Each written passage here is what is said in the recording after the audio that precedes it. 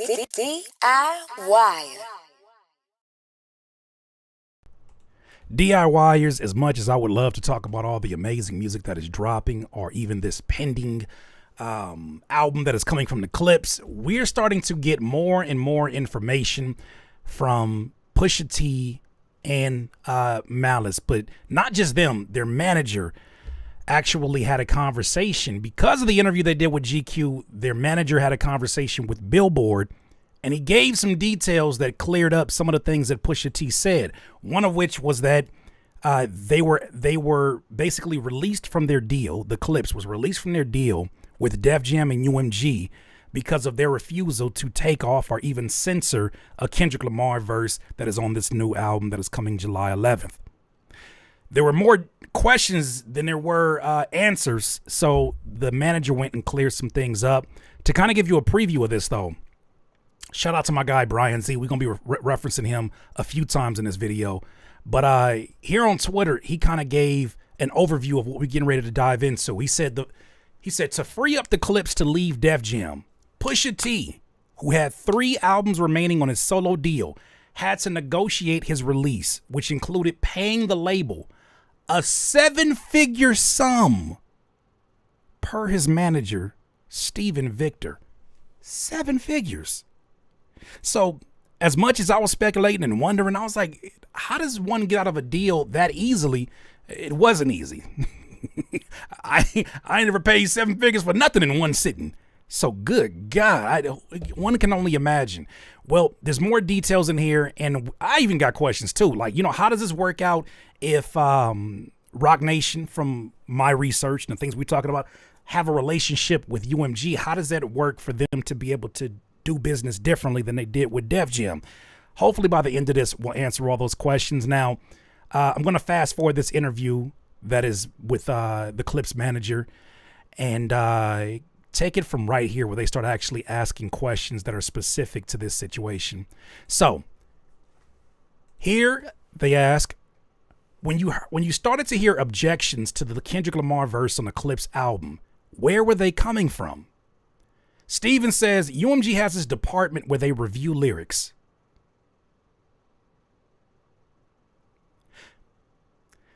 So it was that department. The real reason that department is there is to protect artists and the label from lawsuits or copyright infringement.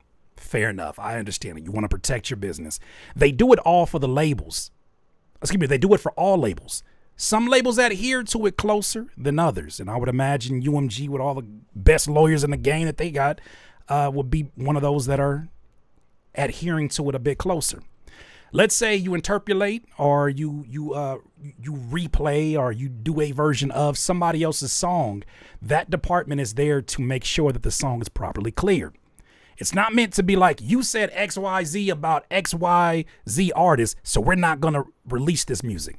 Basically implying that this department was abused by someone, allegedly. From Canada. I'm just... So they ask, while you've been working with Pusha, have you ever had challenges with that department before? In the beginning, no. But starting in 2018, yeah. What the hell happened in 2018, you may ask? The interviewer says, that's the year. Mother I, that's the year that Pusha released the Story of Adon. Yeah, that's that scathing diss that is aged like fine wine versus Drake. He put that on SoundCloud, talking about Pusha T, and it's never been officially released on streaming services. Was that a way of getting around any internal objections? Steven says part of the reason, yeah, to avoid that. Also, we never actually properly cleared it. Okay, so there were sample clearances and things that had to go down, but check these details out. The interviewer says Pusha T mentioned 2 songs in his interview with GQ, Rick Ross's Maybach Music and 6 and Pop Smoke's Paranoia, where his verses were ultimately cut. Was that because of the same department scrutiny? Steven says yes. What happened on the Pop Smoke song is that UMG thought that he was dissing Drake on that song. The hell, does Drake have a separate department within that department? Is there a Drake cubicle? Make sure nobody's saying nothing crazy about me. Look into the double entendres, Martha. who is specifically sitting there looking for any subs that might be for him? The fuck? Continuing. That is wild. He wasn't dissing Drake. Pusha T wasn't, but they thought he was. Pop Smoke was released on my label, Victor Victor, and obviously I manage Pusha. So they came to me and said, we're not going to put this out now unless you get Pusha to change these lyrics. It smell like a Karen in this mother. Boy, it smell like a Karen in here. It smell like a Karen in here. It smell like Bed Bath and Beyond. It smells like apple pie candles in here. Yeah, that's a Karen, right? It smell like cat hairs and cigarettes. Ooh, it smell like a Karen in here. Continue. We're not gonna put this out unless you push it to change the lyrics. Even though it has nothing to do with Pop Smoke, they're like, either he changes the lyrics or we're not putting the album out. The whole album? Wow.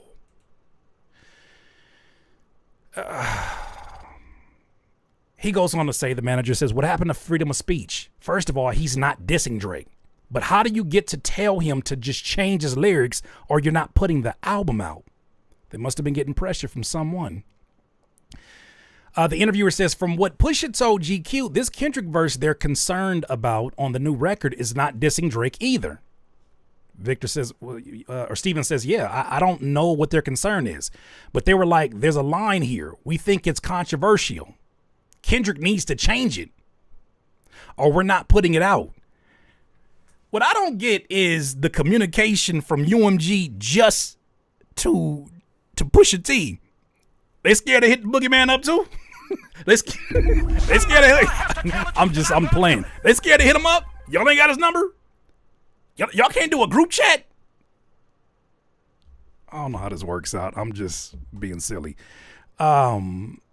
We're not going to ask. So Pusha T said, we're not going to ask him to change the verse. You guys are wrong. Stop looking at it this way. None of this makes any sense. It got to the point where the conversation became, you can't keep stopping this guy from being able to put out his art. He's a rapper. That's the manager going to bat. Every time he puts out an album or a song, you can't listen to it and make sure that he's not dissing somebody before you put it out. He has to think about what he's saying before he's saying it in hopes that you might not think that he's saying the wrong thing. Who could live their life like that? Dog, writing music for 20 years, myself, still writing music to this day. It is a challenge enough to shut the voice in the front of your prefrontal cortex that be telling you talking shit. It's enough to shut that one down and stay creative. Can you imagine the extra layer of making sure that this is something that satisfies your fans, making sure that this is something that is the top of your art, but then also making sure that the cubicle inside the cubicle of the department of UMG that is in charge of making sure that Drake stays happy is not going to listen to this and think it's a sub towards Drake? How soft is that? Who can create like that? It makes me respect what I'm hearing from Pusha T even 10 times more, knowing that these are the kind of things that go through your brain because, you know, it's messing with the money. So Steven went to them and said, let us put the song out somewhere else since you guys have an issue with it. You guys won't have to stand behind whatever complications come from it. We'll put the song out somewhere else and we'll license it back to you guys when the album comes out. So we still trying to do business and say, look, I'm not trying to break away any kind of business. You guys have been good to us, but we got to get this out. We'll deal with the repercussions and we'll even let you get a little money on the back end. Their response was, how about you just find somewhere else to put out clips? That would have been my face if I was a manager. I'd have excuse the hell out of me. How about you find someone? Just pay something to us and put it out somewhere else. Wow. The manager says, my thing was, we can't do that. Pusha and the clips are one thing. At this point, he clearly doesn't trust you guys. You guys haven't been good stewards of his career. So they said, find another deal and let's figure out a business plan. They didn't drop us. They were like, pay us this money, which was an exorbitant amount of money, a shit ton of money, and we'll let you out of your deal. That's what happened. We paid them the money, an insane amount of money. It wasn't like $200,000. It was a lot of money for an artist to come up with. They bought themselves out of the deal. First First of all, props to Clips, man. Somebody gonna have to tell Dog. the truth, and I'm gonna tell it. On the one hand, I heard my guy Dog Ninja say, this shows you how much a Kendrick verse is worth its weight in gold, right? They could have easily been like, all right, we'll just get you on the next project. This is worth a whole lot to this project. Two, it shows you the amount of belief that Pusha T and Malice, No Malice, and their team and the manager have and what they're doing. And we see the responses, all the reactors. We see the responses to what this new music sounds like, and we're all excited about it. I expect it to do very, very well. But they're like, look, okay, if we got to eat a 7-figure agreement to get up out this deal, we'll do that for the art. The interviewer says, how many solo albums did Pusha have left on his deal with Def Jam? I really don't want to talk about that part. He had like 3 albums left. Wait. Did he say I don't want to talk about it? Then he said how many? He said I don't want to talk about it. He had like 3 albums left. So you had to pay 7 figures to get out that deal. Yeah. How quickly were you able to get another deal in place? I think this is where I'm going to break off from here. I want to make sure I didn't lose anything in terms of details. So I do want to get here. It says, is this the start of so obviously they've gone to Roc Nation for a different type of deal. We're going to break down what that deal is. But the interviewer asked the question, is this the start of a potentially closer relationship between Victor, the label of the manager, and Roc Nation? He said, I'd say so. There's a lot going on, a lot of moving parts, but the focus right now is definitely this Clips album. Now, shout out to my dog, Brian Z, because he breaks this down really well in his thread on Twitter. And if you're not following him, go ahead and follow him. This is the person to get this kind of information broken down in very, very detailed information. So he says Pusha T and Clips, okay, yeah, left Def Jam and signed a distribution deal, very different, with Roc Nation Distribution. Let's break down what this actually means and how that's different from a traditional label deal. First thread says most distribution companies like Roc Nation take a small cut of artist profits, about 10 to 20%, in exchange for basic services like delivery of the music to stores and platforms, royalty collection and payouts on the music, accounting and reporting, and rights management. Some companies offer an additional level of support in exchange for a larger cut, about 40 to 50%. For example, Roc Nation also provides the following services for their artists and their clients: playlist pitching, brand and media partnerships, YouTube monetization, public administration. So, publishing, excuse me, I said publishing administration. He goes on to say Roc Nation Distribution, which merged with their equity distribution product last year, shared their basic entry-level deal structure online. It's an 85-15 split of net profits. That's remarkable. Artists retain 100% ownership, no multi-project obligation.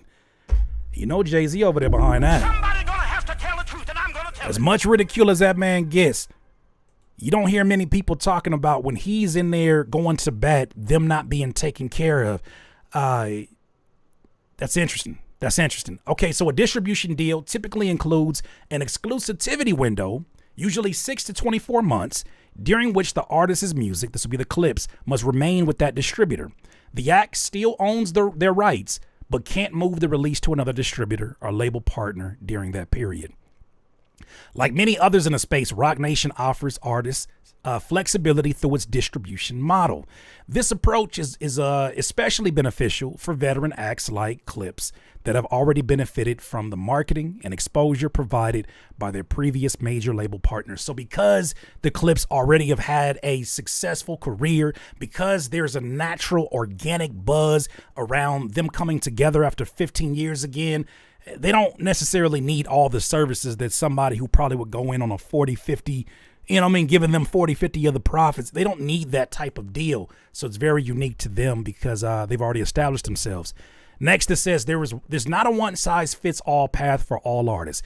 Every act should evaluate potential partners based on their current situation, genre, location, and goals. Be wary of anyone making grand promises of settling unrealistic expectations. Now, something I want to dive a little bit deeper into is the conversation that Stephen Victor had about the censorship, and we're all alluding to it allegedly coming from Drake. I think by the end of this, you'll see there's been a particular habit with Drake, where when he just can't take a L, and he tends to lean into his legal options whenever something happens that traditionally in hip hop, we look at it as a character building moment. Shout out to Busby one time. It's my guy, Mr. Busby 408. He put this up, and I thought this was just like him speculating, but there's something from the interview that actually backs this up. It says Drake's red button. Remember when Drake was teasing on his Instagram during the battle between Kendrick and Drake? He said, all right, cool, about to push the red button. And it was like Ren and Stimpy pushing the red button. Drake's red button was released in Family Matters and expecting UMG to censor Kendrick's response. Somebody gonna have to tell the truth. Stop. Are you saying the same person that has a pending lawsuit right now with UMG is doing the thing he's always done? Say it ain't so. It does explain the amount of arrogance that I interpreted by looking at the drops, by looking at the way he was trolling people online. And I was like, you don't seem to be locked in. Even in Family Matters, every verse is not for Kendrick. Second verse is for all the 20 other ops that he has. First verse, third verse. The first verse, I'm gonna even go on the line and say that was more so for Whitney than it was for Kendrick. As crazy as that sounds. Then the third verse, you kind of give him some, but was this him feeling like I'm going to be the one that gets the last laugh and nothing else will be released after this because I know the department that I need to get a hold of that'll make your little campaign over there, Kendrick, I can make your campaign stop. He goes on to say that's why he was talking so reckless on there on Family Matters, because he felt he had the label in his back pocket and felt they would have his back. That's effing wild. Now, shout out to my dog Pac. He was like, yo, where's this info coming from? Well, he actually dug into this. And because, folks was in here saying what they said. It's pure speculation based off of fact. He said, actually, let's get back to this. Oh boy, oh boy, oh boy, oh boy, oh boy. Everybody hates Hobbs. So they said, find another deal. Remember, this is back from the article. We just read this. Find another deal and let's figure out a business plan. This is the label telling Steven, their manager, like, let's figure out a different structure. They didn't drop us. They were like, pay us this money, which was an exorbitant amount of money, a shit ton of money. We'll get you out this deal.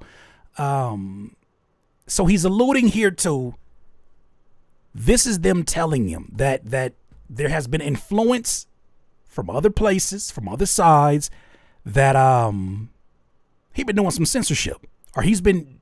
The question I asked earlier, to wrap it back up, the question I had earlier about why is there a department that's specifically looking into whether or not this is dissing Drake? There's a million rappers this metaphor, whatever is in question, could be about. Why are they?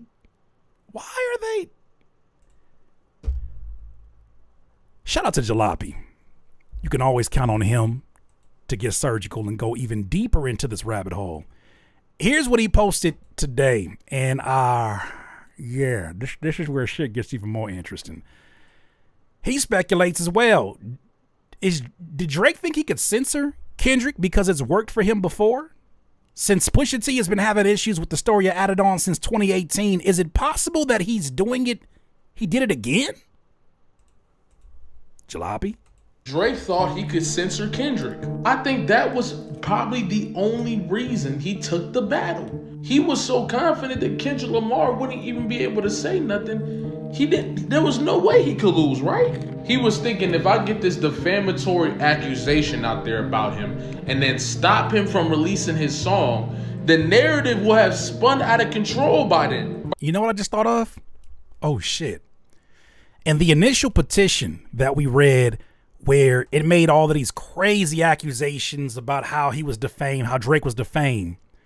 Didn't he mention that there were certain people that used to work within UMG that were Drake supporters that no longer were employed there anymore? Could it be possible that those Drake employees were part of the same department responsible for overlooking lyrics? Somebody gonna have to tell the truth, and I'm gonna tell it. Now, this one was, what he was talking about was specifically about folks who are in charge of like playlisting and I guess their relationships with streaming platforms. Could that literally be the employees that he said were let go in that whole, oh shit, you made the whole connection. It just came to me right now. I was like, wait a minute, a department that works allegedly for Drake specifically, who would that be? Then I thought about it. Can you imagine how, if I was anywhere near as manipulative as a Drake in this situation, how could I fuck up your whole get down? Talk to the people who have the final say of whether or not you can legally release your lyrics, or at least are going to make it very, very, very difficult from their cubicle, their OVO cubicle, as Afro Butterfly said, for you to put music out. It's as manipulative as it is. I mean, it's a strategic plan. That's nasty work, though. That's nasty work. We don't do that in hip hop. By the time he does whatever he gets to do in order to get something out there, the narrative would have been spun already, and Kendrick's fate would have been sealed, because he wouldn't have been able to say nothing. It would have felt like not only did he didn't know what he could say to Kendrick, but it's crazy. Drake really played these optics as if he was really bullying Kendrick, when in reality, he was just gonna silence him. And that gives an entirely different weight to this battle. Wow. It gives an entirely different weight to this battle, especially considering Kendrick pushed through that censorship and cooked him. And there's so many layers to this conversation too, which is why. You know what's funny too? With the speed that Kendrick was releasing music, isn't it interesting that you don't need a distribution partner to upload it to Instagram? None of those songs got to streaming, right? It got to the YouTube page and it got to Instagram most likely first, right? You don't need to run that by anybody, which to me, it makes me wonder. Because, you know, Kendrick can talk his shit. Even though he's doing business within his industry, he'll talk his shit and be like, F the industry too. You gonna say that on the record that they putting out? F the industry too. It makes me wonder if he let these records fly off, and maybe he had his own lawyer that looked at these things and had some other folks overlook it and say, no, this is good to go. You're legally good, but we're not running this through UMG because we know how their lyric review department works, and we know who allegedly has a hand in how business is done down there. Imagine that. Because them songs was flying out 30 minutes after the original, 30 minutes after Family Matters, this song dropped on YouTube and Instagram, not streaming. You can't get on, I don't think you can get on streaming in a signed deal. You cannot get on streaming without going through the person that's distributing your records, but you can't get on your Instagram and your YouTube. I'm just speculating. I don't know shit. I just think that it's interesting how, many of us were like, this is exciting because it's not on streaming. But maybe that was him getting ahead of it. But then the shit worked. Meet the 616 in LA, Instagram release first. Meet the Grams, Instagram and YouTube, I believe. Not like us. By then, now they see dollar signs talking about UMG. By then, do you even want to stop it? Oh shit, this might be the biggest song we've had from one of our artists that is here. Interesting. Dropped a video on YouTube. Click the link in my bio to check it out. Definitely go check that video out. I haven't had a chance to see it yet, but Jalopy been cooking, man. Jalopy been cooking. He brought this up too. He brought this up, and I said, oh, it gives a whole new meaning to this part where Kendrick says, you tried to rig the game, but you can't fake influence. Don't they got a whole nother tint to it now? Listen to this. It's a cultural divide. I'ma get it on the flow. You really about to do it? 40 acres in the mule. This is bigger than the music. You really about to do it? Yeah, they tried to rig the game, but you can't fake influence. They get on it like that. Hey, I'm tripping. I'm Hey, bro. riding through the back Like, Hey, bro, that shit give me goosebumps. Like when you look at you watching a movie and it shows you a clip that you didn't think nothing of, but that clip gave you all the evidence you needed to know what was gonna happen in the end. You know what I'm saying? Like one of them that shit give me goosebumps because I'm like, I don't want to look too deeply into it, but this nigga did look at the camera and start smiling. That shit. it's a cultural divide. To do this at the Super Bowl is now this shit is the funniest thing in the world. But now to do this at the Super Bowl, that shit is kind of crazy, bro. Get it on the flow. You really about to do it? 40 acres in the mule. This is bigger than the music. You really about to do it? Yeah, they tried to rig the game, but you can't fake influence. Tell the truth, and I'm gonna tell it. This nigga looked right through. I don't know how video travels through a camera through the wires. I don't know the science behind that, how that gets through the end. I don't how the Wi-Fi. But whatever he did was a direct connection to that nigga's soul. That shit was delivered directly to a breakfast table in Australia.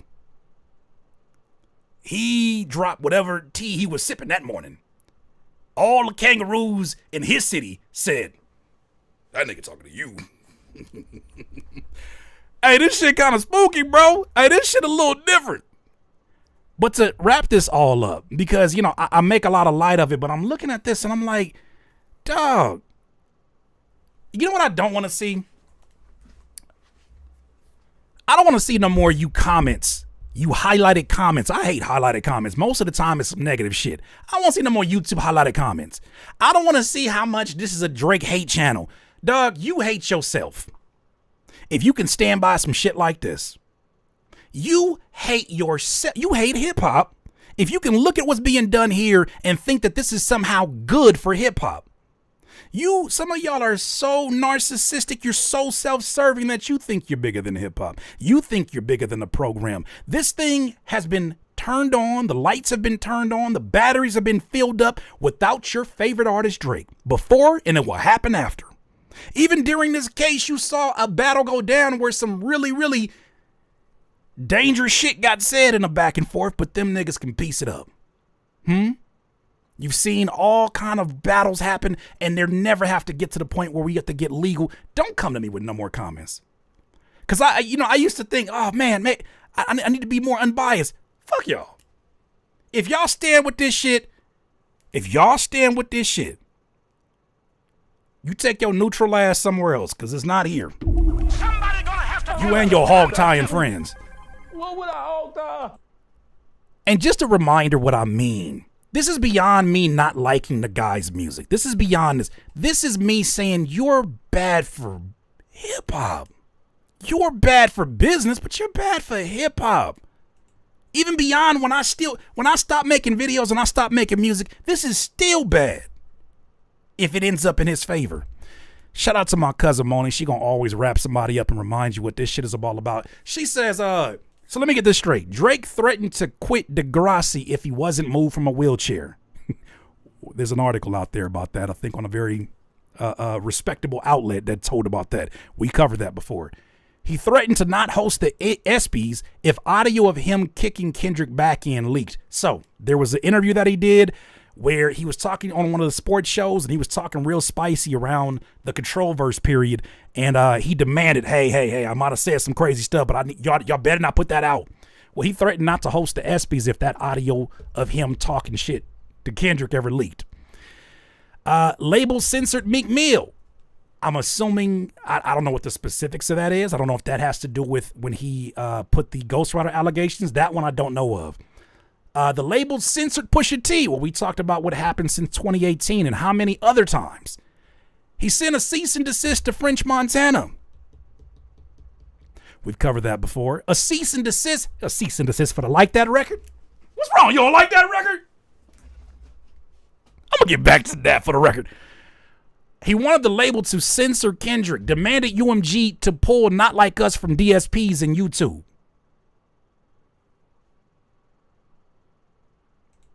It smells Karenish in here, bro. It smells Karenish in here. He tried to censor Pusha T in clips again over a Kendrick verse. Then he files a lawsuit over Not Like Us.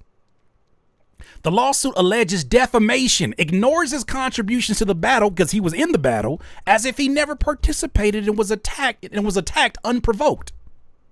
The lawsuit alleges his home was shot up due to Not Like Us, despite being in a shooting war, allegedly, with The Weeknd, EXO, Top 5. Lawsuits target black content creators. He later added a white content creator after he was being called out by the internet. That could be detrimental to their livelihood in the future, while also alleging anti-Semitism. He's pulling every card he can. Insane. She goes on to say this is a terrible pattern here for Mr. Graham. He's the worst thing to ever happen to hip-hop urban culture. Boy, oh boy.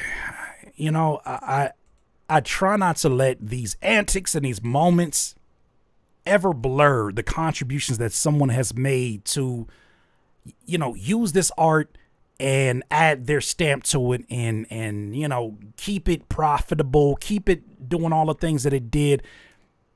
But there's some things that start to negate your contributions when you start playing like this. And the thing is, it's not even playing. He dead ass serious. Wait till my lawyer hears about. He like the rich kid in Little Rascals, who lost the race, even though his car was more souped up than the other ones. You're gonna hear from my lawyers about this. Shit is embarrassing. I don't know how you could, as a beyond being a brand and a business, I don't know how someone as a grown man can operate like this and still talk with your chest out about how you got some kind of superiority and some kind of power over the rest of the industry. You're better than every other rap. How could you ever find yourself into any hip hop conversations?